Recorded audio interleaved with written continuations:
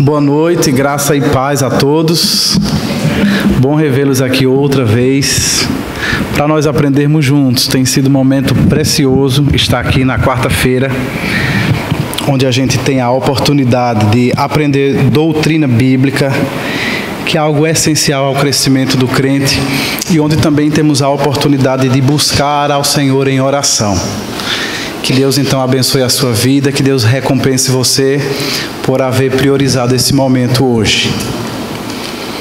Meus irmãos, nós hoje temos um tema bastante inquietante para muita gente. Mesmo no nosso meio IPB, tem algumas pessoas que ainda têm dificuldades com a doutrina da eleição.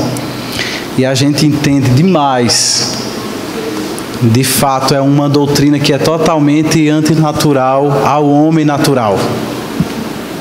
Ela é o oposto daquilo que o homem natural foi ensinado acerca dele mesmo, acerca daquilo que ele é e das possibilidades que ele tem. Eu creio que essa pode ser uma noite produtiva para todos nós, mesmo para aqueles que já entendem assim, que já entendem os fundamentos bíblicos dessa doutrina. Creio que é uma noite em que o Senhor pode de fato renovar a nossa fé, à medida que nós examinarmos mais uma vez com quão grande salvação nós fomos alcançados por Deus. Então o nosso tema hoje é eleição. Vocês devem ter visto a chamada, né, nas redes sociais. O nosso tema hoje é eleição e reprovação. E quando nós estamos aqui no meio reformado falando sobre eleição, na verdade a gente está indo um passo além. A gente está falando sobre a eleição incondicional. Eu vou mostrar para vocês daqui a pouco que pode haver uma noção de eleição sem que ao mesmo tempo você tenha um entendimento da incondicionabilidade dela. Então, começamos aqui com uma definição de Piper acerca dessa doutrina, para situar a gente naquilo que a gente quer realmente dizer quando trata desse tema. E ele diz: a eleição se refere à escolha de Deus quanto àqueles a quem salvaria. É incondicional porque não há nenhuma condição que o homem tenha de satisfazer antes de Deus escolher salvá-lo. E diz mais: o homem está morto em delitos e pecados, e por isso não há nenhuma condição que ele possa satisfazer antes que Deus escolha salvá-lo da morte. Vamos pensar em algumas coisas acerca aqui dessa definição. Diz que eleição se refere à escolha de Deus quanto àqueles a quem salvaria. Geralmente a gente usa a palavra eleição quase que como um sinônimo da palavra predestinação. E de fato elas estão bastante relacionadas, mas teologicamente falando, elas não são exatamente a mesma coisa. Predestinação tem a ver com o exercício da soberania de Deus, decretando tudo quanto acontece. A eleição, então, seria uma espécie desse gênero maior que é a predestinação. A eleição, então, é a predestinação aplicada no âmbito da salvação. É por isso que ele diz: a eleição se refere à escolha de Deus quanto àqueles a quem salvaria. Então, talvez seja importante você lembrar disso. Sabe que eu tenho visto que muitas vezes há irmãos reformados que estão muito mais dispostos e conscientes em relação à predestinação no âmbito da salvação, a eleição. É mais fácil que nós, na prática, nos esqueçamos da soberania de Deus quando aplicada a todas as coisas. Então, às vezes a gente pensa assim: tudo bem, quanto à salvação eu já entendi que é Deus que faz. Mas quanto aos outros aspectos menos importantes da vida, aí eu mesmo decido. Aí Deus deixa para que eu escolha livremente, sem interferir com a sua soberania, com o seu decreto eterno. E não é isso. Lembrar da eleição deve nos ajudar a lembrar também do decreto de Deus sobre todas as coisas. E isso por quê? Porque se Deus de fato decreta tudo quanto acontece, por que Ele não decretaria quanto à nossa salvação? Se Deus é de fato soberano e o é sobre todas as coisas, como como que ele não poderia ser soberano também sobre a salvação? Seria bem ilógico pensar assim. Se ele decreta tudo quanto acontece, até um pardal que cai no chão, como que ele deixaria fora do âmbito da sua soberania um assunto tão importante quanto a salvação dos seus, em geral? Depois ele fala sobre incondicionabilidade dessa eleição. Ela é incondicional porque não há nenhuma condição que o homem tenha de satisfazer antes de Deus escolher salvá-lo. Aí você vai dizer, mas e a gente não precisa se arrepender e crer? Não é? Quando o evangelho é pregado, a gente não precisa se arrepender e crer. Sim, a Bíblia diz isso. Mas a Bíblia também nos diz que a fé é um dom de Deus. E nos diz também que o arrependimento é uma operação do Espírito Santo. De forma que sem a ação de Deus, o homem não pode jamais ter aquilo que a teologia chama de fé salvífica.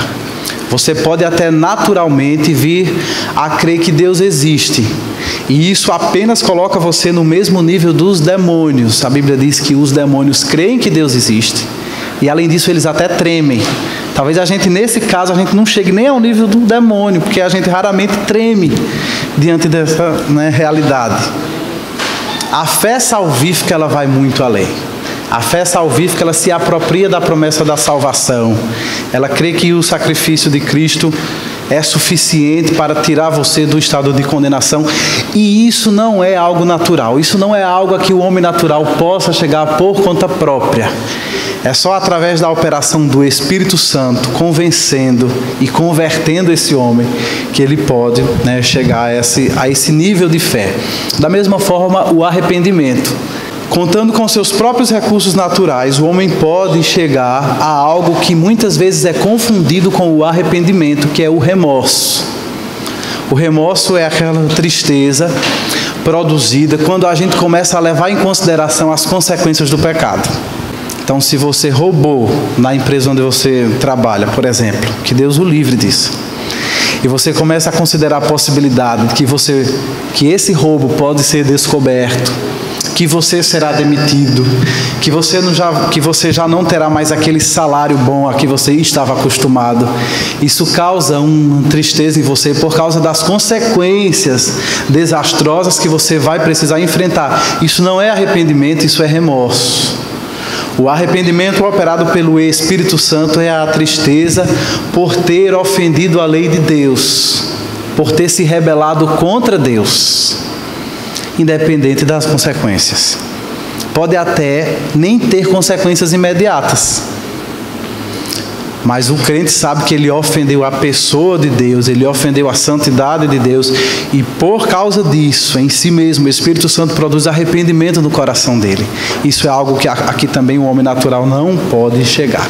Portanto, mesmo as condições para uma pessoa chegar à salvação, elas são operadas pelo próprio Deus, de forma que o homem por si só não tem condição de apresentá-las diante de Deus, contando apenas com seus próprios recursos. Aqui eu acho que isso já está bem claro. Depois, Piper diz, o homem está morto em seus delitos e pecados. Talvez a maior chave para você entender a doutrina da eleição seja entender antes disso aquilo que a Bíblia afirma acerca do homem natural. Porque se você acha que o homem natural consegue por conta própria apropriar-se da salvação, então logicamente não haveria necessidade nenhuma de uma eleição incondicional. Se o homem por si mesmo dá conta de alguma forma conquistar a salvação, merecer a salvação ou alcançar a salvação, não precisaria de fato de uma eleição. Agora, a eleição ela se torna totalmente necessária quando você entende aquilo que a Bíblia diz acerca do homem natural. E, por exemplo, a Bíblia diz que ele está morto. Não é verdade? Então, como que uma pessoa que está espiritualmente morta, ela pode se voltar para Deus? Como que um morto pode aceitar a oferta de salvação que há em Cristo? Ele está morto. Ele simplesmente não pode fazer nada. não é? Morto não pode dar uma resposta a uma oferta que é posta diante dele. A Bíblia diz também que o homem natural, ele está cego. Como é que o homem natural cego veria por conta própria a glória de Deus revelada na face de Cristo, de forma que ele pudesse aceitar o convite da salvação? Em sua cegueira espiritual, o homem não pode ver a grandeza da salvação que há em Cristo. A Bíblia diz também que o homem está com a sua mente em um estado de insensibilidade. É aquilo que a Bíblia fala sobre a mente cauterizada. Então imagine uma pessoa que está com a mente totalmente incapacitada para entender a verdade do Evangelho. Como ele abraçaria essa verdade? Por mais preciosa que ela seja. Simplesmente o homem cego, o homem com a sua mente cauterizada, com seu entendimento anuviado pelo pecado, ele não pode sequer entender, muito menos abraçar. E muito mais coisas a gente poderia dizer daquilo que a Bíblia afirma acerca do homem natural, de forma que sempre veríamos que o homem por si mesmo não tem condições de se apropriar da salvação. Não é que ele não queira apenas, é que ele não tem condições mesmo. Todos nós, descendentes de Adão, nascemos já portadores de uma natureza pecaminosa. E a Bíblia diz que a inclinação da carne, a inclinação da nossa natureza pecaminosa é para a morte. A natureza pecaminosa do homem, ela não se inclina nunca para a vida. Ela se inclina o tempo todo para a morte.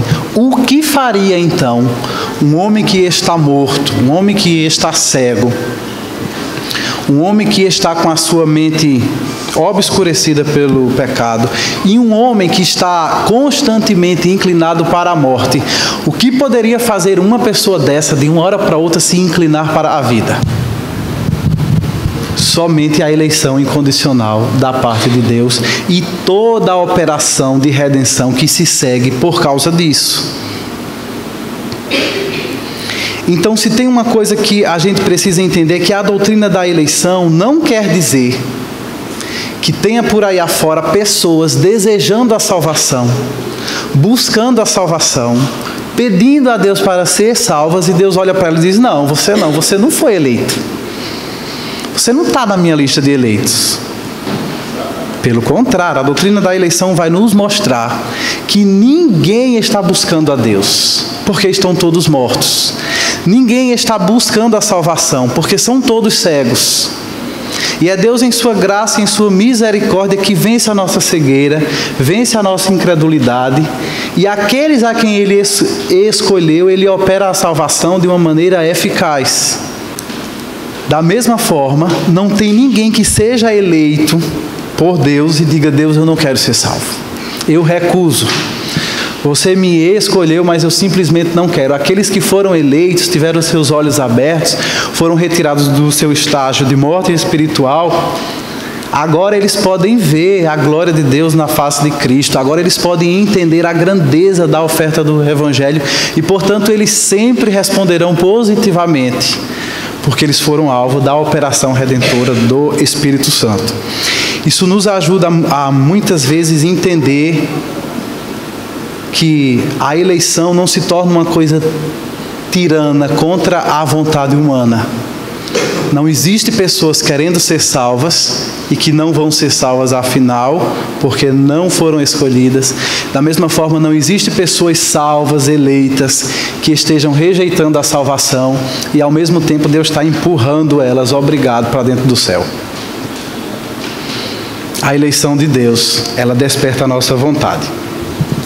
Se você tem ainda alguma dúvida de que não há homem nenhum no mundo que por si só busque a Deus, lembre-se daquilo que Paulo falou em Romanos capítulo 3. Ali naquele capítulo, Paulo faz uma descrição do homem natural.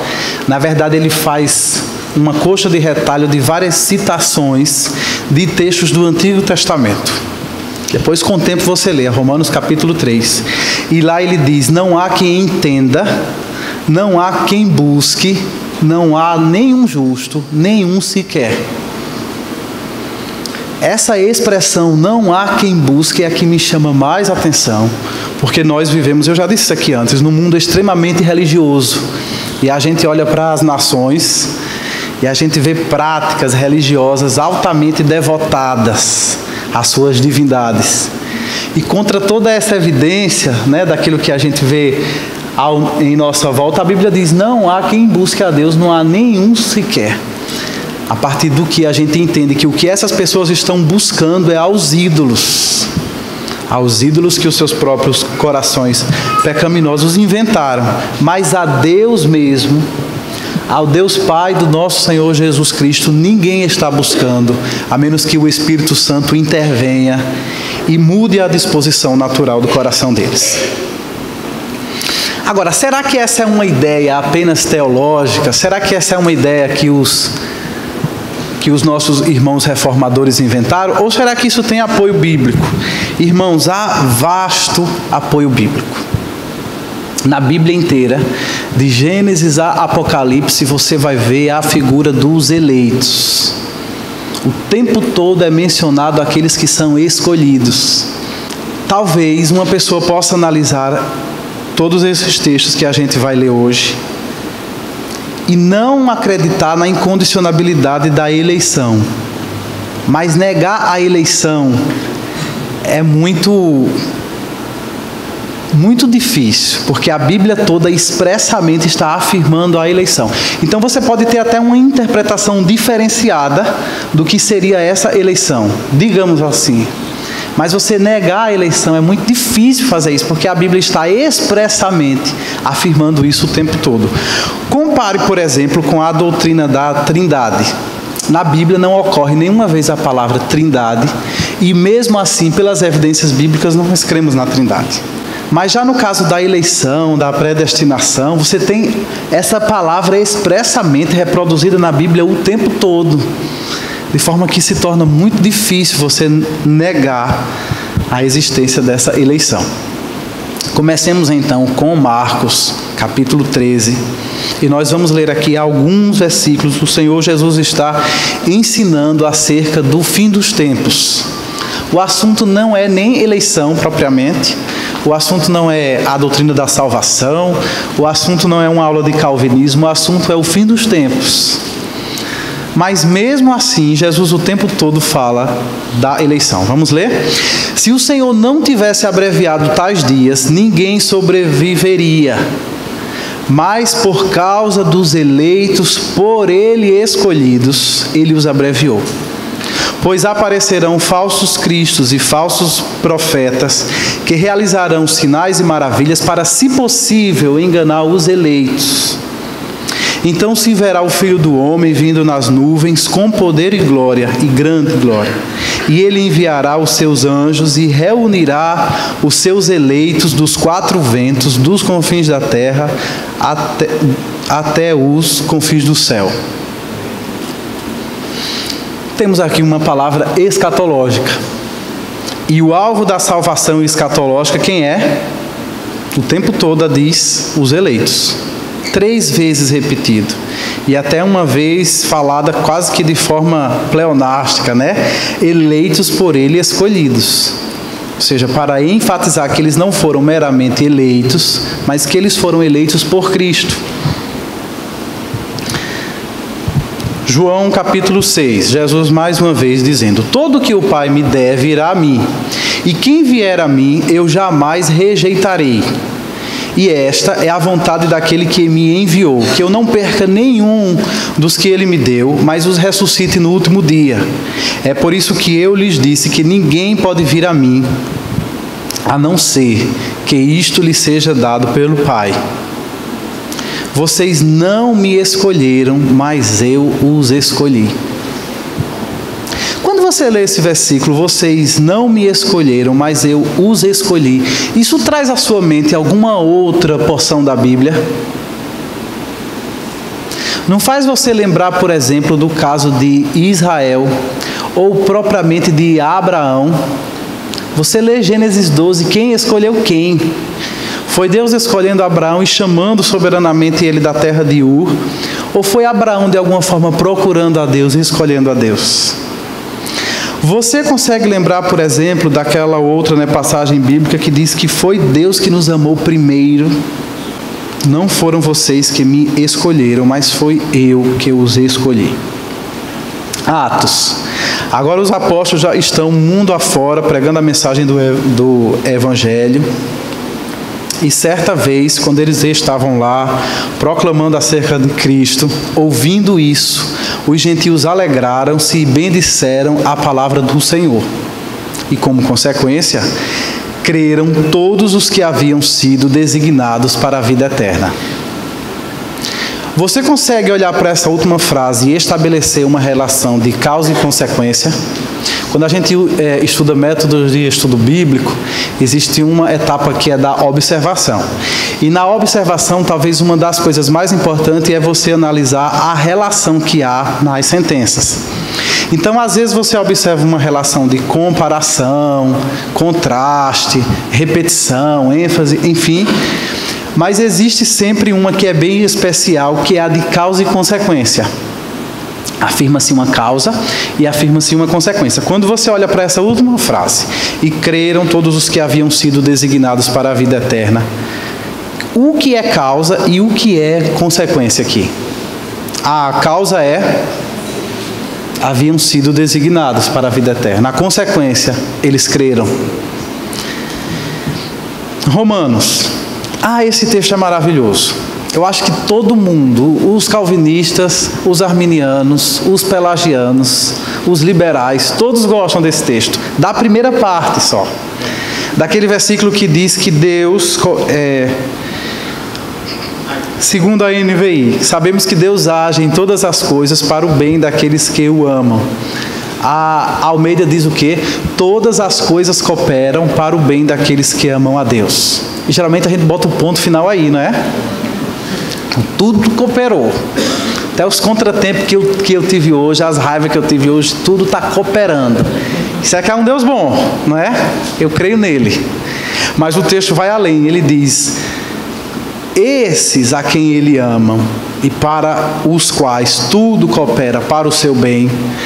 O texto diz que são exatamente aqueles que foram chamados de acordo com o seu propósito. E Paulo diz mais: pois aqueles que de antemão conheceu, também os predestinou. Olha a palavra aí. Os predestinou para serem conformes à imagem do seu Filho, a fim de que ele seja o primogênito entre muitos irmãos.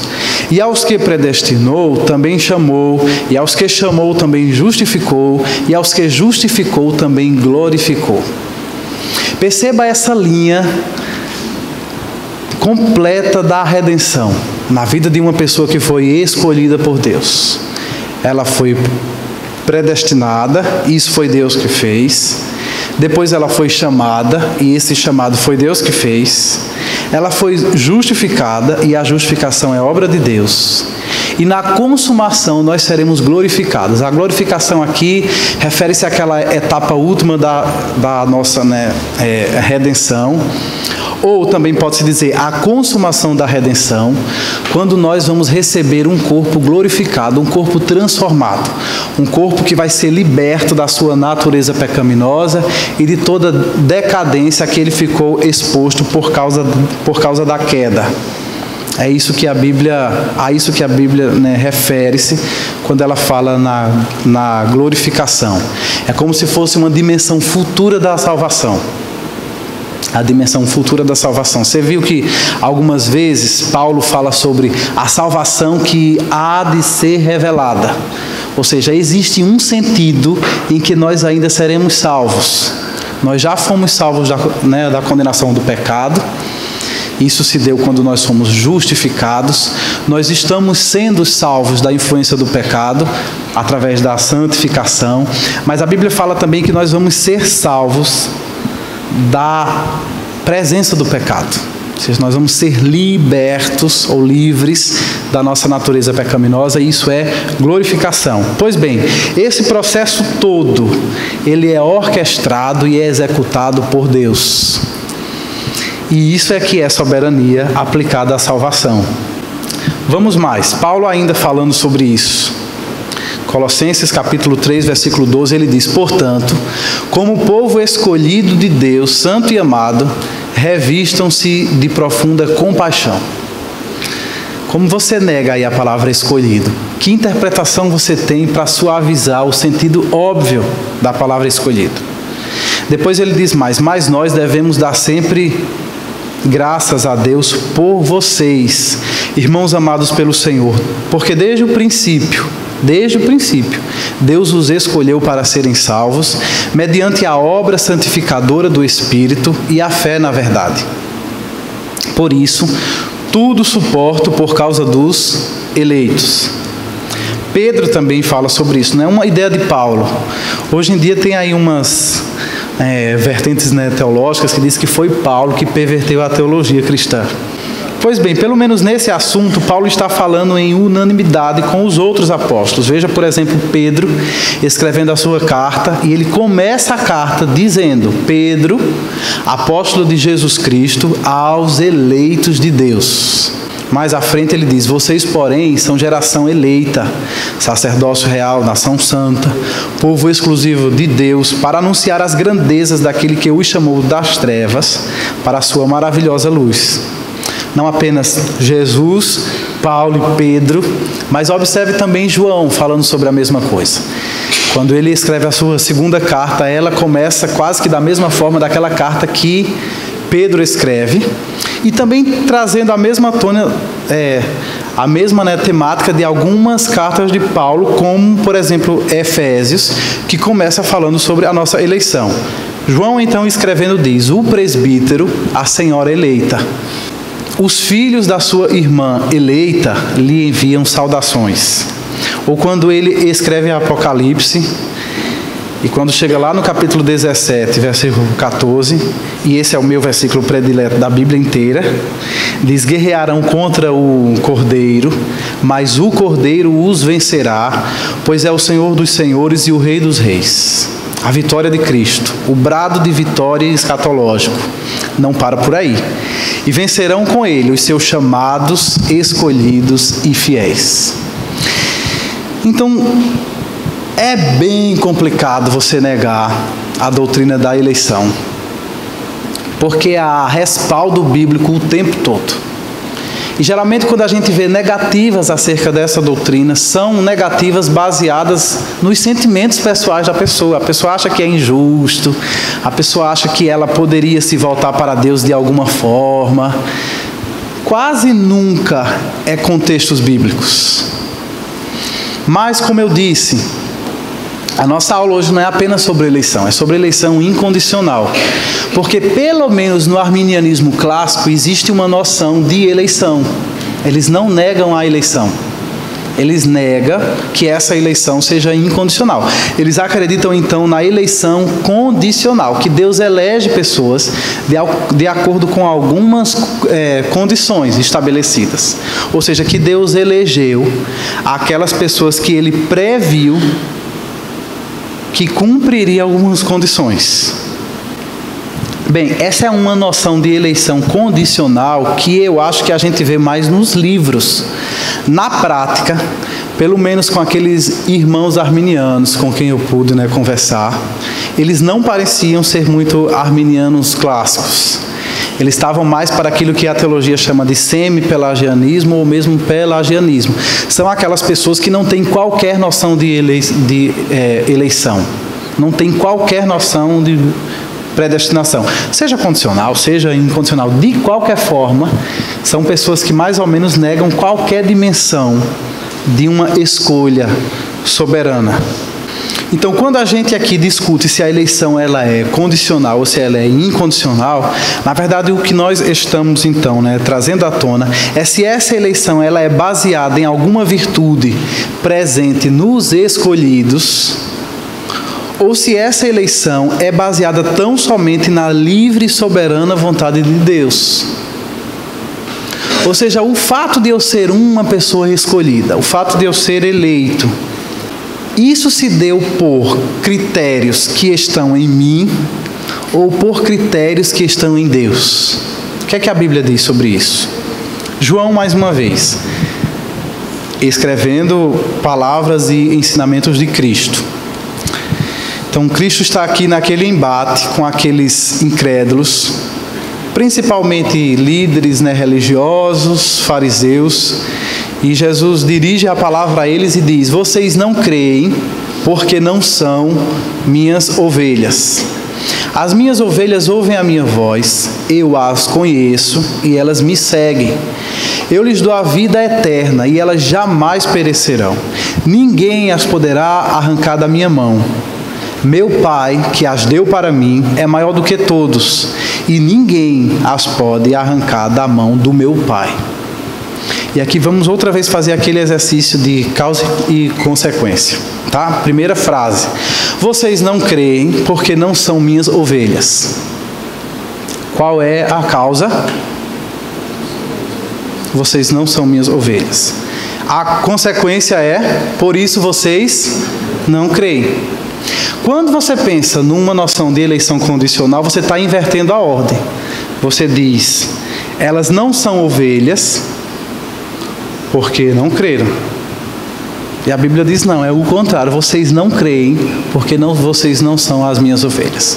Se vocês fossem as minhas ovelhas, consequentemente vocês creriam. Ou seja, essas pessoas que não eram ovelhas deles, não eram porque não faziam parte daquele grupo que o Pai havia dado a Cristo. Por causa disso, eles não eram ovelha de Cristo. Por causa disso, eles não tinham sequer a capacidade de reconhecer em Cristo a voz do bom pastor. Por causa disso, elas não seguiam a Cristo. Agora Paulo falando sobre isso, Romanos capítulo 9. Esse é um dos textos melhores, não é? Aqui o negócio fica bem sério, porque parece que Paulo coloca o dedo em todas as feridas que brotam quando esse tema vem à tona.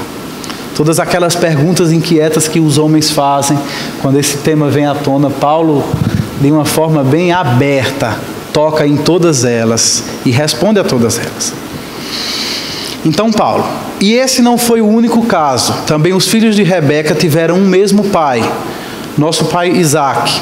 Todavia, antes que os gêmeos nascessem, ou fizessem qualquer coisa boa ou má, a fim de que o propósito de Deus, conforme a eleição, permanecesse, não por obras, mas por aquele que chama, foi dito a ela: o mais velho servirá ao mais novo, como está escrito: amei a Jacó, mas rejeitei Esaú.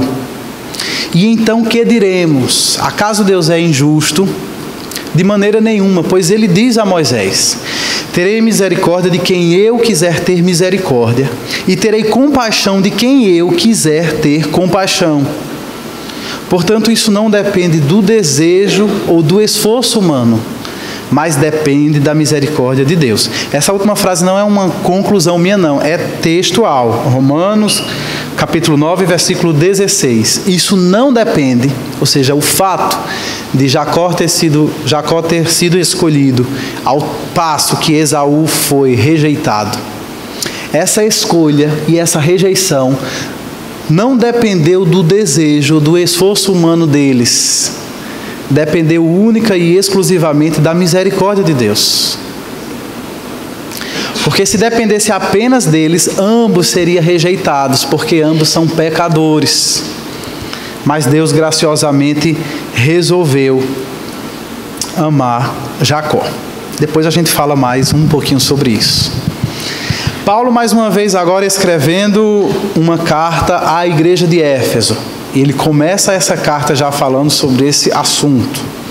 Porque Deus nos escolheu nele antes da criação do mundo, para sermos santos e irrepreensíveis em sua presença. Sabe, irmãos, eu amo esse versículo porque ele enfatiza que nós fomos escolhidos não apenas para sermos salvos, mas para sermos santos. E isso nos tira de qualquer zona de conforto, ou de, eu já estou salvo mesmo, agora eu vivo do jeito que eu quero. Em amor, Ele nos predestinou para sermos adotados como filhos por meio de Jesus Cristo, conforme o bom propósito da sua vontade, para o louvor da sua gloriosa graça, a qual nos deu gratuitamente no amado. O amado é Cristo. Nele, em Cristo, fomos também escolhidos tendo sido predestinados conforme o plano daquele que faz todas as coisas segundo o propósito da sua vontade. Uma outra tradução possível seria o bom propósito, que a versão antiga, lá da Almeida, falava sobre o beneplácito da sua vontade. É o bom propósito. O que é que esse texto nos diz? Várias coisas. Primeiro, nos diz que nós fomos escolhidos, que essa escolha se deu antes da criação do mundo e que essa escolha também não se deu por algum critério que Deus previu em nós, por alguma razão que Deus de antemão viu em nós, mas se deu única e exclusivamente segundo o propósito da sua vontade. Então, o fato de Deus eleger uma pessoa não significa que Deus achou que ela era melhor do que as outras, que ela era mais digna do que as outras, que ela era mais merecedora do que as outras, que ela era mais apta do que as outras. Porque, segundo a Bíblia, todos pecaram e o salário do pecado é a morte, portanto, todos merecem a morte eterna. Ninguém fugiu a essa regra a não ser Jesus. Portanto, se alguém foi escolhido, os critérios não devem estar no homem, já que todos eles foram nivelados por baixo. Todos eles foram declarados incapazes. Portanto, o critério encontra-se única e exclusivamente na vontade soberana de Deus, no bom propósito de Deus.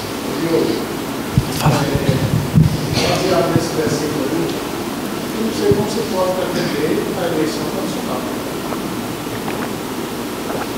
De que forma você vai defender a eleição condicional se você for escolhido antes da fundação do mundo? Sim. Então, mas eu acho que cegueira eles, veja, defender a eleição condicional.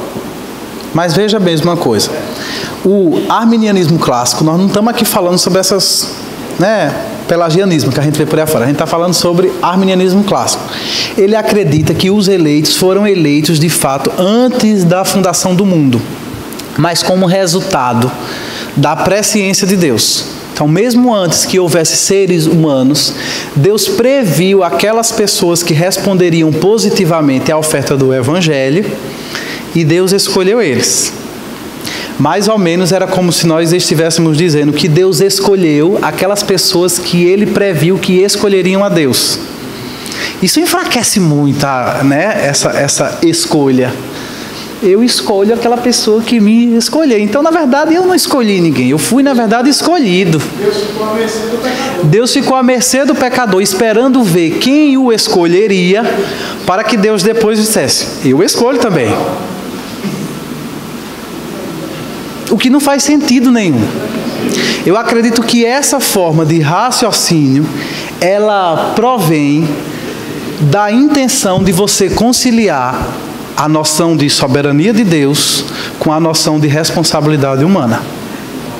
Então, como a Bíblia não explica como que essas duas verdades funcionam simultaneamente, ou seja, como é que as duas trabalham ao mesmo tempo, sem que uma neutralize a outra, para que você explique isso, você precisa enfraquecer uma ou outra. E, geralmente, nesse intento que tem sido enfraquecido é justamente a noção de soberania divina. Eu acredito que é exatamente isso que acontece.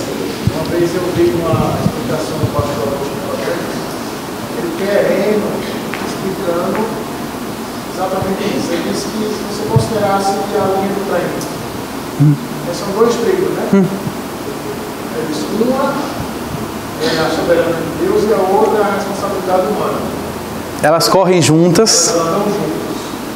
Só que se você olhar uma distância muito longa dos trilhos, tomando fisicamente, eles se encontram. Entendi. Aí eles vão se encontrar na eternidade. Então, na eternidade, a responsabilidade humana com a soberania de Deus vão se encontrar, mas só na eternidade. Entendi. Biblicamente falando, essa ideia de uma eleição condicional, ou seja, uma eleição condicionada à resposta que o homem daria no futuro, ela tem diversas inconsistências bíblicas. Primeira, porque a gente crê que Deus ele sabe de todas as coisas, porque Ele predeterminou todas as coisas. Se as coisas realmente estivessem ainda na mão do homem para ver o que é que de fato aconteceria, como é que Deus, né, saberia de antemão? Porque só o fato de Deus saber que uma coisa vai de fato acontecer, aquilo ali já está fixando que ela precisa necessariamente acontecer. Que depois que Deus sabe que ela vai necessariamente acontecer, ela já não pode acontecer de uma forma diferente. Ela tem que acontecer daquele jeito. Então a presciência é uma decorrência da soberania de Deus. Ele sabe todas as coisas, porque Ele predeterminou todas as coisas.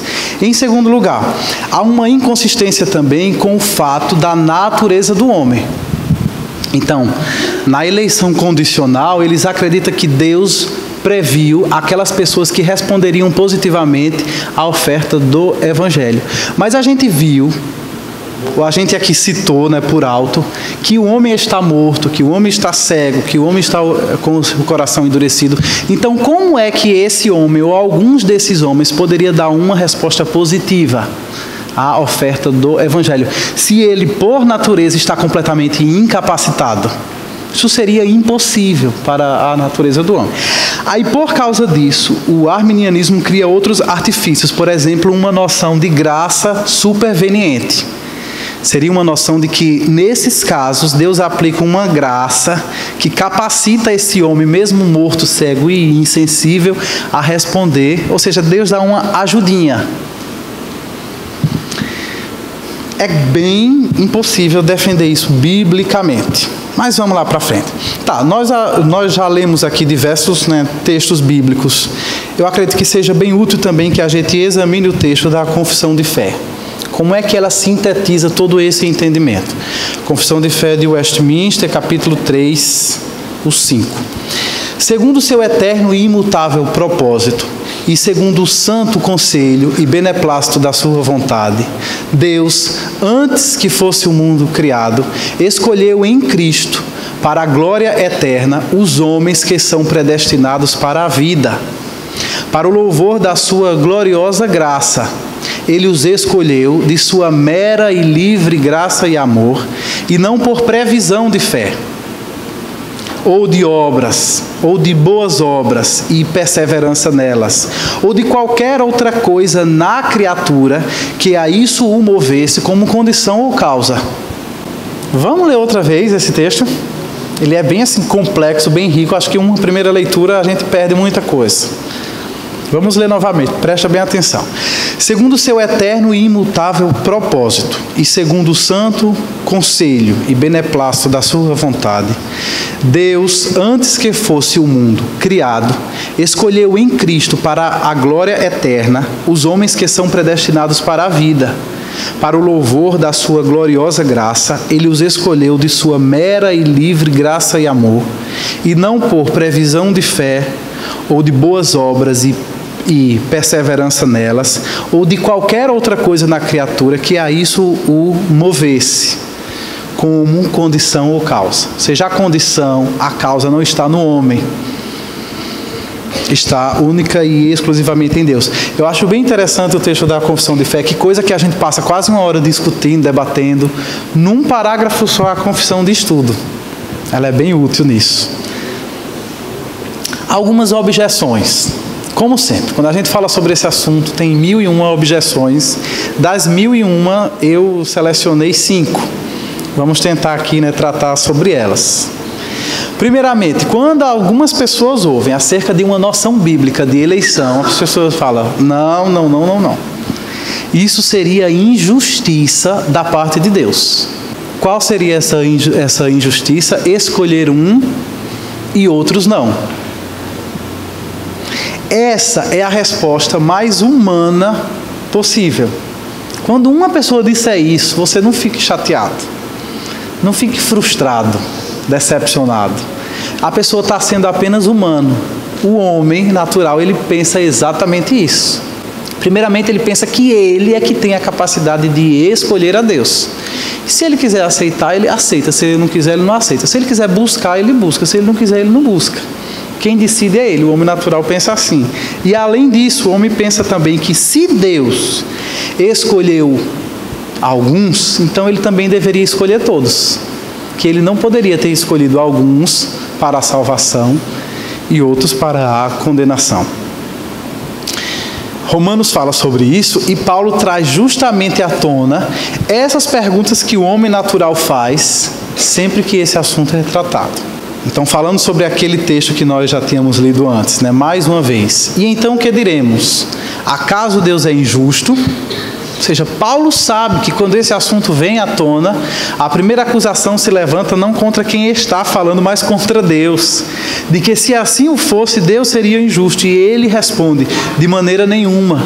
Pois ele diz, terei misericórdia de quem eu quiser ter misericórdia, e terei compaixão de quem eu quiser ter compaixão.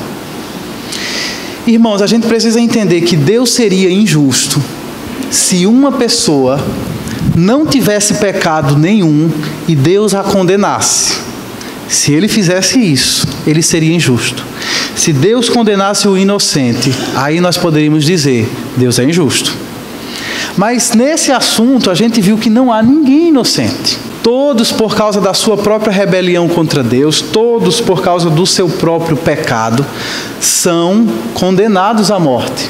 São merecedores da pena máxima, a pena capital, que é a morte. De forma que se Deus lançasse toda a humanidade no inferno, ele seria apenas justo. Isso é justiça.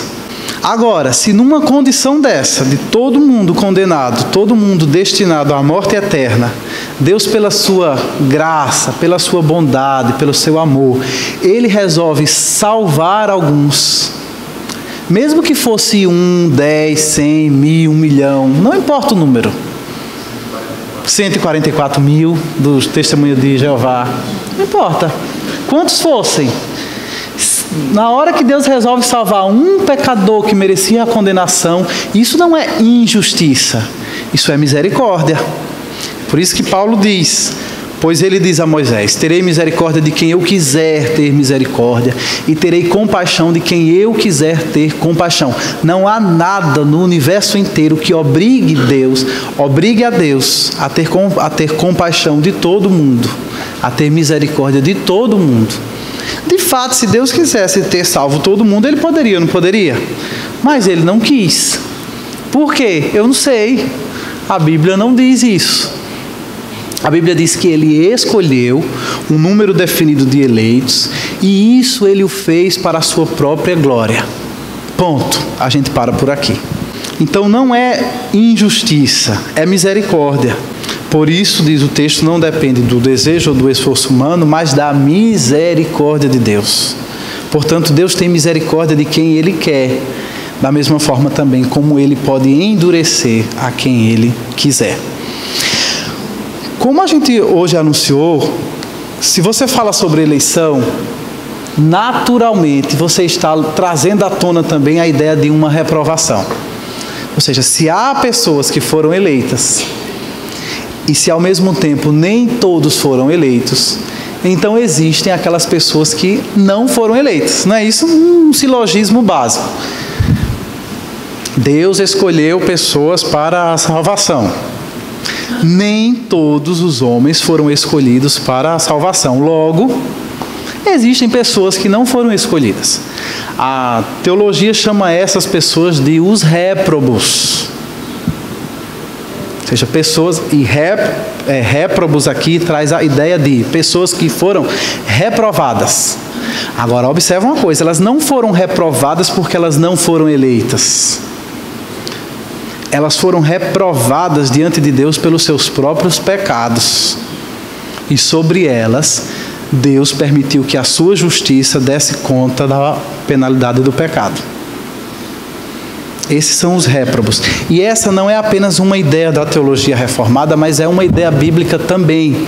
A Bíblia fala dessa eleição no sentido negativo, ou seja, de que algumas pessoas não foram eleitas.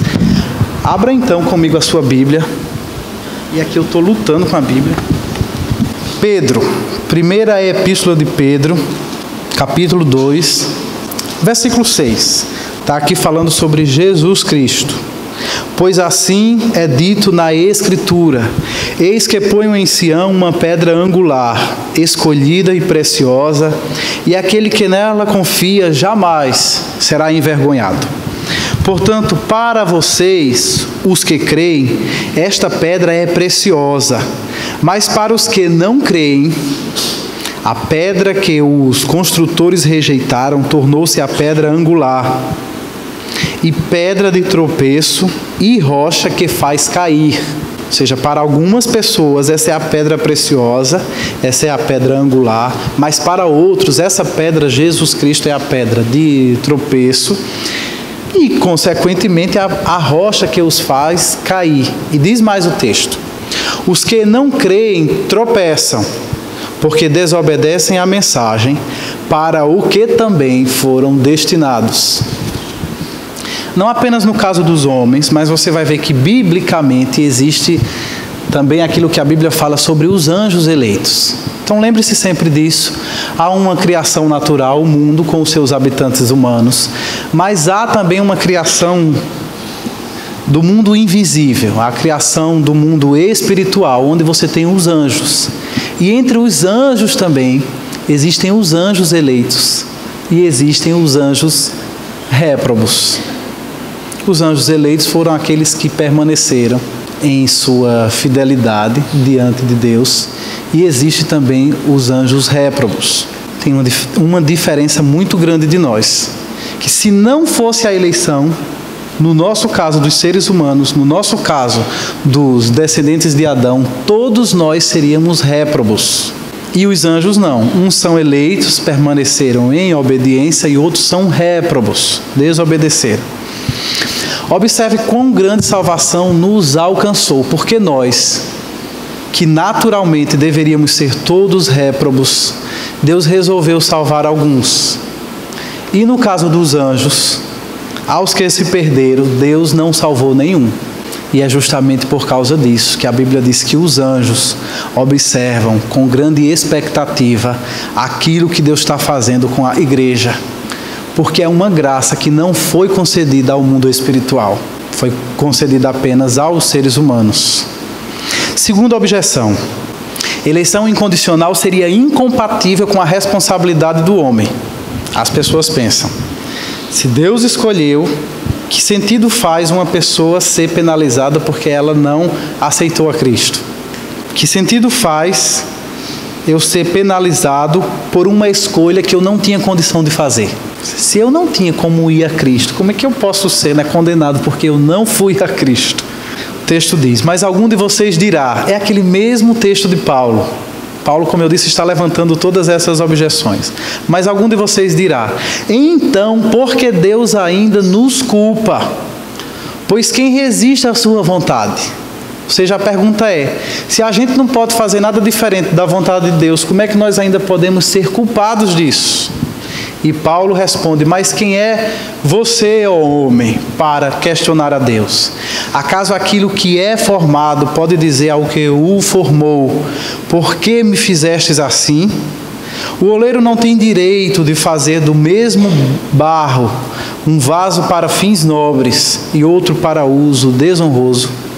Mais uma vez aqui a Bíblia está afirmando a soberania de Deus, está afirmando a responsabilidade humana e não está explicando como é que elas funcionam conjuntamente. Está apenas dizendo que as duas coisas existem, elas não são incompatíveis, elas podem ser incompreensíveis do ponto de vista humano, mas incompatíveis elas não são. Por quê? Porque Deus nos fez assim, como seres humanos,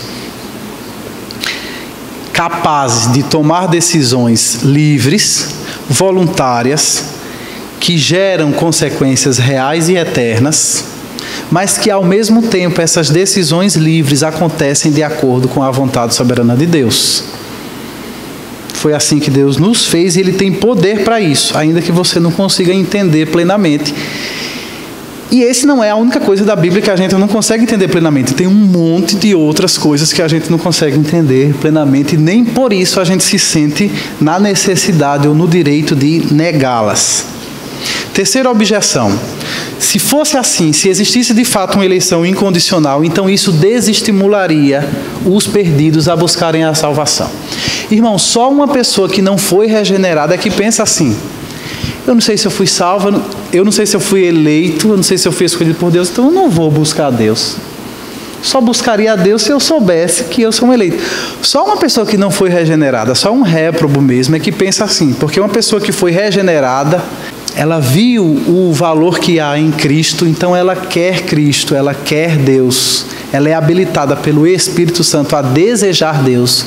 E ela não fica pensando se ela foi eleita, se ela não foi. Ela simplesmente desfruta da operação do Espírito Santo na vida dela. Quarto, se diz também que se existisse uma eleição incondicional, que isso desencorajaria o evangelismo. Eu acredito que é bem o contrário. É o fato de eu saber que os homens estão mortos, que os homens são opositores naturais do Evangelho, que os homens resistem a Deus, mas que no meio deles há aquelas pessoas que Deus escolheu e que no tempo devido responderão positivamente à mensagem do Evangelho, que me estimula a evangelizar. Porque se eu fosse levar em consideração só apenas aquilo que a Bíblia diz sobre o homem caído, eu não teria nenhuma motivação para evangelizar. Que motivação você teria para levar o Evangelho a pessoas que estão mortas, estão cegas, estão insensíveis, estão em uma condição de hostilidade contra Deus? Esse seria o grande desestímulo. Mas saber que no meio delas, que Deus escolheu alguns, deve estimular. Deus usou essa verdade, inclusive, para estimular Paulo. Em Corinto, ele estava lá, exercendo o seu ministério, e Deus diz a ele como que ele continuasse o ministério dele, porque havia muitas pessoas escolhidas naquela cidade. Por outro lado, a gente precisa entender também que Deus é soberano não apenas em relação aos fins, aqui no nosso... Oi? Difíceis, tem eleitos difíceis, né, que resistem até que o Espírito Santo vença a incredulidade que há neles. Depois continua resistindo à obra santificadora do Espírito Santo. Mas finalmente o Espírito Santo vence. Essa é a grande segurança do crente, né? Que por mais que a gente, né, resista, por mais que a gente atrapalhe humanamente falando a obra de Deus, Deus vence a nossa incredulidade e a nossa hesitação. Falando sobre essa questão do evangelismo, a gente precisa lembrar também que Deus é soberano não apenas pelos fins, ou seja, aquelas pessoas que serão salvas, mas Deus é soberano também sobre os meios, ou seja, a forma através da qual os eleitos chegarão à salvação. De forma que a gente entende biblicamente que Deus decreta não apenas quem vai ser salvo, mas Ele decreta também a forma pelas quais essas pessoas chegarão à salvação. E a forma decretada para esse meio foi a evangelização. A fé vem pelo ouvir. Então Deus determinou também que o mesmo Deus que determinou que algumas pessoas seriam salvas, determinou também que elas seriam salvas em resposta à pregação do Evangelho. E por causa disso a gente não tem um desestímulo, mas a soberania de Deus, pelo contrário, ela nos estimula e ela nos encoraja a evangelizarmos, para que os eleitos respondam, para que os eleitos venham a Cristo. Amém, meus irmãos. Que Deus possa abençoá-los. Eu acho que eu hoje roubei uns 10 minutos da oração, mas que Deus possa nos abençoar e que essa doutrina, mais do que isso, as pessoas leem sobre isso, as pessoas ouvem sobre isso, e muitas vezes esse entendimento bíblico gera inquietação. As pessoas ficam inquietas ou porque o seu ego foi frontalmente ferido pela noção da eleição divina, ou às vezes as pessoas ficam inquietas também pelo outro motivo, porque elas querem defender a Deus dessa acusação de injustiça. Mas biblicamente, quando você vê, por exemplo, Paulo escrevendo em Efésios capítulo 1, quando ele fala sobre essa doutrina da eleição, a resposta que Paulo dá a esse entendimento é o louvor. É bendito seja o Deus e Pai do nosso Senhor Jesus Cristo. Então nós devemos louvar a Deus por tão grande salvação revelada na vida dos eleitos, daqueles que estavam reprovados, daqueles que estavam condenados, e Deus graciosamente decidiu escolhê-los, e tendo escolhidos, Deus proveu todos os meios para que eles fossem salvos, para que eles chegassem à fé e que eles perseverassem nessa fé. Então, se você pensar sobre esse assunto, pense biblicamente. Não pense sobre esse assunto humanamente. Não pense sobre esse assunto mundanamente, carnalmente, pense biblicamente. E que esse entendimento gere no seu coração louvor e gratidão a Deus pela salvação com a qual Ele alcançou você. Amém?